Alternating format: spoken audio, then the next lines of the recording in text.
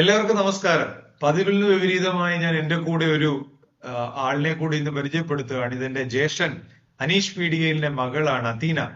അത്തീനയെ ഞങ്ങളെ ഒന്ന് ഞെട്ടിച്ച വ്യക്തിയാണ്. അത്തീനയുടെ CBSE മാർക്കാണ് 500-ൽ 489 മാർക്ക്. 489 മാർക്ക് എന്ന് പറഞ്ഞാൽ 11 മാർക്കിന്റെ മാത്രം കുറവ്. 98 99 എന്നൊക്കെ നമുക്ക് പറയാവുന്ന പെർസെന്റേജിൽ തപ്പോവൻ സ്കൂളിലെ വിദ്യാർത്ഥിയായിരുന്നു.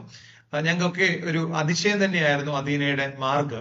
അത് നിങ്ങളുമായിട്ട് ഒന്ന് പങ്കുവച്ചിട്ട് വരാം. അതിന് ഏതൊക്കെയായിരുന്നു വിഷയങ്ങളുടെ മാർക്ക് എന്ന് പറയാം? മാത്സിന് 100 ഉണ്ട്, സയൻസിന് 99, സയൻസിന് 99, Malayalam 99, Malayalam 99, social 95, social 95, English 96. English 96. Okay. അപ്പം ഈ അത്തീന ഒരുപാട് കഴിവുള്ള ഒരു കുട്ടിയാ. ഏഷ്യ ബുക്ക് ഓഫ് റെക്കോർഡ്സും ഇന്ത്യൻ ബുക്ക് ഓഫ് റെക്കോർഡ്സും കിട്ടിയിട്ടുള്ള അത്തീന അന്നേ ഈ പദ്യമൊക്കെ കവിതയൊക്കെ എഴുതുക എന്ന് പറയുന്നത് എനിക്ക് ഭയങ്കര ഇഷ്ടമുള്ള വിഷയമാണ്. അങ്ങനെ ഇരിക്കുമ്പോഴാണ് അത്തീന വീണ്ടും ഞങ്ങളെ ഞെട്ടിച്ചുകൊണ്ട് എല്ലാവരും എഞ്ചിനീയർ ആകുക, ഡോക്ടർ ആകുക എന്നൊക്കെയാണ് വീടിന്റെ ഫ്രണ്ടിൽ ഒരു ഡോക്ടർ എന്നുള്ള ബോർഡൊക്കെ വെക്കുക എന്നുള്ള വലിയ അഭിമാനമായിട്ട് കാണുമ്പോൾ അതിനെ പെട്ടെന്ന് വീണ്ടും ഞങ്ങളെ ഞെട്ടിച്ചുകൊണ്ട് പറയുകയാണ്, ഞാൻ കൊമേഴ്സ് ഓപ്ഷൻ എടുക്കുകയാണ്, കൊമേഴ്സ് വിത്ത് മാത്സ് എടുക്കുകയാണ്. അതിനെ എന്തുകൊണ്ടാണ് അതിനേക്ക് ഡോക്ടർ ആവാനും ഒക്കെ ഞങ്ങളെല്ലാം പറഞ്ഞിട്ടും അതിൽ നിന്നൊക്കെ മാറി എന്തുകൊണ്ടാണ് കൊമേഴ്സ് ഓപ്ഷൻ സെലക്ട് ചെയ്യുന്നത്? അച്ഛൻ പറഞ്ഞ പോലെ എല്ലാരും ചോദിക്കുന്ന ചോദ്യമാണ്, മാർക്ക് ഇല്ലാഞ്ഞിട്ടാണോ? റിസൾട്ട് വരുന്നതിന് മുന്നേ ചോദിക്കും, മാർക്ക് ഇല്ലാഞ്ഞിട്ടാണോ അതോ പഠിക്കാഞ്ഞിട്ടാണോ കൊമേഴ്സ് എടുത്ത് പോകുന്നത്? അപ്പൊ അതുകൊണ്ടല്ല, കൊമേഴ്സ് എല്ലാരും ഡിഫറെന്റ് ആയിട്ട് തിങ്ക് ചെയ്യണം തോന്നി. എല്ലാരും അതിനെവിടെയോ ഒരു കോച്ചിങ്ങിന് പോയിട്ടുണ്ടല്ലോ. ഞാൻ 9th വെച്ച് ബ്രില്യന്റിന്റെ കോച്ചിങ്ങിന് പോയി. ബ്രില്യന്റിന്റെ കോച്ചിങ്ങിന് പോയ ഒരാൾ തന്നെയാണ്, അല്ല ഇതൊന്നും അറിയാഞ്ഞിട്ടല്ല. ഫസ്റ്റ് റാങ്ക് ഉണ്ടായിരുന്നു. ഫസ്റ്റ് റാങ്ക് ഉള്ള ഒരു കുട്ടി തന്നെയാണ്. ഇനി പറയൂ. അപ്പൊ എനിക്ക് എന്തോ സയൻസ് അല്ല, ഇത്തിരി കൂടി മാത്സിലാണ് ഇഷ്ടം തോന്നിയത് സയൻസിനെക്കാട്ടിലും. അല്ല, സയൻസിന് പ്രശ്നമൊന്നുമില്ലല്ലോ. 99 കിട്ടിയ സയൻസ് അറിയാവുന്ന ഒരാൾ തന്നെ. അപ്പോഴും മാത്സ് തോന്നി. പിന്നെ കൊമേഴ്സ് എല്ലാവരും വിചാരിക്കുന്ന പോലെ ഒട്ടും ഓപ്പർച്യൂണിറ്റീസ് ഇല്ലാത്തതോ അല്ലെ പഠിക്കാത്ത ആൾക്കാരോ പോകുന്ന ഒരു സ്ട്രീം അല്ല. കൊമേഴ്സിന് ഒരുപാട് ഓപ്പർച്യൂണിറ്റീസ് ഉണ്ട്, നമുക്കറിയാത്ത ഒരുപാട് ഓപ്പർച്യൂണിറ്റീസ്. പിന്നെ CA ഉണ്ട്, CMA ഉണ്ട്, ACCA. പിന്നെ നമുക്കത് വേണമെങ്കിൽ LLB ചൂസ് ചെയ്യുന്നവർക്ക് അങ്ങനെ ചൂസ് ചെയ്ത് പോവാം. HR, അക്കൗണ്ടന്റ്, അങ്ങനെ ഒരുപാട്. MBA അങ്ങനെ ഞാൻ എപ്പോഴും പറയുന്ന പോലെ ഐ ആം ദ ബോസ് എന്ന് പറയാൻ നമുക്ക് കഴിയും. ഞാൻ തന്നെ എന്റെ ഒരു ബിസിനസ് തുടങ്ങി എന്റേതായ രീതിയിൽ ചെയ്യാനായിട്ട് സാധിക്കും. അപ്പൊ കൊമേഴ്സ് എടുക്കുന്നത് ഒരു തെറ്റൊന്നുമല്ല.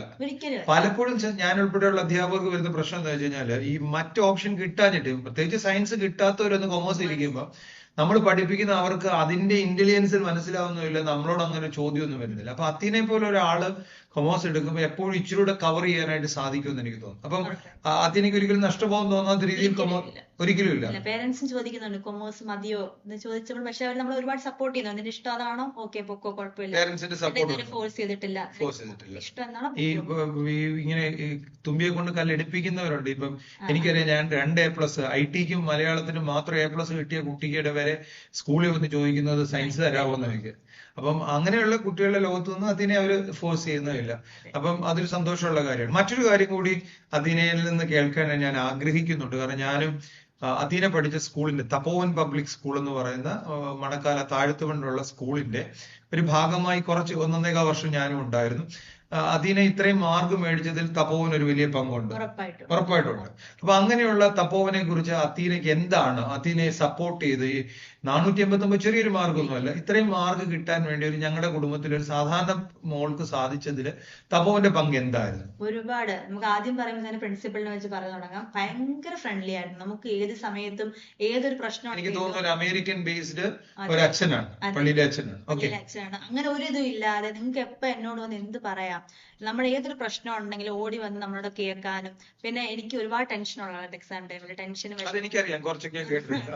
അപ്പം ഞാൻ ചെന്ന് അച്ഛനോട് ദിവസം പറഞ്ഞു, എനിക്ക് പറ്റുന്നില്ല, ഭയങ്കര പ്രശ്നം. പറഞ്ഞു, ഇത്തിരി ടെൻഷനൊക്കെ വേണമെങ്കിൽ എക്സാം എഴുതാൻ പറ്റൂ, പക്ഷെ അല്ല, നിനക്കൊരു പ്രശ്നമായിട്ട് അത് പോകുന്നുണ്ട് എന്നുണ്ടെങ്കിൽ എന്നെ എപ്പോ വേണം വിളിച്ചാൽ മതി, ഞാൻ സംസാരിക്കാം, ഓക്കെ ആക്കാം.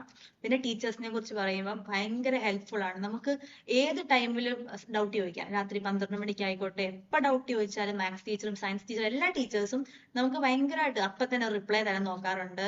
പിന്നെ എക്സാമിന് രാവിലെ ഡൗട്ട് ചോദിച്ചിട്ടുണ്ട്, അപ്പോഴും ഒരു കുഴപ്പമില്ല. പിന്നെ തപോവൻ എനിക്ക് തോന്നുന്നു ബാക്കി ഇവിടെ കണ്ട സ്കൂളിൽ വെച്ച് നോക്കുമ്പോൾ ഇത്ര ഡിഫറെന്റ് ആയിട്ട് തോന്നിയത്, നമുക്ക് 3 മോഡൽ എക്സാംസ് നടത്തിയിട്ടുണ്ടായിരുന്നു. നമുക്ക് ഒക്ടോബർ ഹാഫ് ആയപ്പോഴത്തേന് പോർഷൻസ് എല്ലാം കംപ്ലീറ്റ് ആയി. ഒക്ടോബർ ഹാഫ് ഒരുപാട് പോർഷൻസ് ഒക്കെ ഒരുവിധം കവറായി. പിന്നെ December 1 നമ്മുടെ ഫസ്റ്റ് മോഡൽ ആയിരുന്നു, January 2nd model, 3rd model നമുക്ക് നടത്തിയിട്ടുണ്ടായിരുന്നു. പിന്നെ ഈ എല്ലാ തേർഡ് മോഡൽ എല്ലാം കഴിഞ്ഞിട്ട് വീണ്ടും നമുക്ക് 1 month ക്ലാസ് ടൈം ഉണ്ടായിരുന്നു.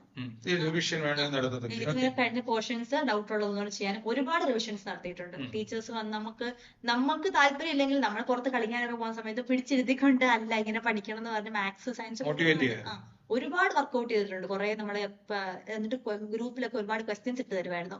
ഈ ക്വസ്റ്റ്യൻസ് എല്ലാം ചെയ്യണം, പല സ്കൂളിലെ ക്വസ്റ്റ്യൻസ്, അങ്ങനെ ഒരുപാട് നമ്മൾ ഹെൽപ്പ് ചെയ്തിട്ടുണ്ട്.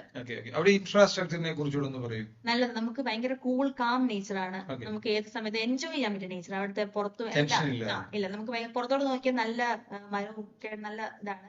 പിന്നെ ഞങ്ങൾക്ക് ഒരുപാട് പ്രോഗ്രാംസ് ഉണ്ടായിരുന്നു.